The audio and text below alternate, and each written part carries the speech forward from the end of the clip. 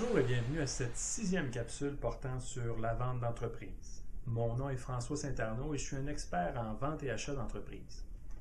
Je vous parle aujourd'hui de la clause d'ajustement dans un contrat de vente d'entreprise, ce qu'on appelle aussi en anglais la clause earn-out. Alors, qu'est-ce que c'est la clause d'ajustement ou la clause d'earn-out? Alors, il arrive souvent dans le processus de vente d'une entreprise qu'un acheteur et un vendeur n'arrivent pas à s'entendre sur le prix. En fait, c'est assez fréquent.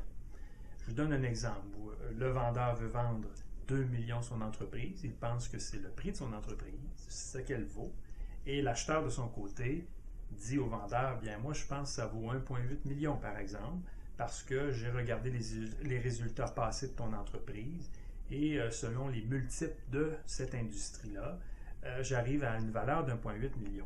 Et les parties n'arrivent pas, malgré la négociation, à s'entendre et à faire un bout de chemin chacun. C'est là où, à cette occasion-là, il est intéressant d'introduire une clause d'ajustement qui dira ce qui suit, par exemple.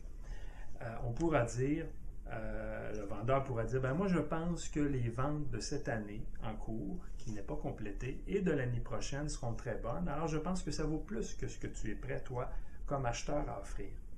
Alors, la clause d'earn-out pourra dire, par exemple, d'accord, nous faisons la vente à 1,8 million, mais si cette année en cours, l'année durant laquelle tu achètes, toi comme acheteur, et l'année suivante, l'année qui suit, on arrive au pronostic de vente que moi comme vendeur je fais, alors à ce moment-là, on fera un ajustement après ces deux exercices financiers-là et tu devras me payer 2 millions, donc 200 000 $ supplémentaires.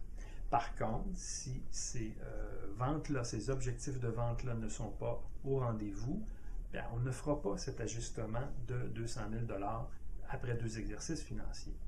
Ça semble très simple à l'expliquer comme ça, mais évidemment, le diable est dans les détails et la rédaction de cette clause-là doit être faite avec beaucoup de rigueur parce qu'il y a des pièges à éviter. Par exemple, comment contrôler si l'acheteur, par exemple, ne fait pas exprès pour reporter des ventes après ces deux exercices financiers pour éviter l'application de la clause en question. Ou qu'arrive-t-il si les ventes ne sont pas tout à fait ce qu'escompté, mais presque? Est-ce que ce sera une clause escalatoire par palier ou si on n'arrive pas aux objectifs en question, il n'y a tout simplement pas d'ajustement? Alors, c'est des détails auxquels nous, comme conseillers, sommes habitués et pourront vous aider dans la rédaction de cette clause-là. Alors, j'espère donc que cette capsule sur la vente d'entreprise vous sera utile et je vous invite à ne pas hésiter à communiquer avec moi si vous avez besoin de renseignements. Merci.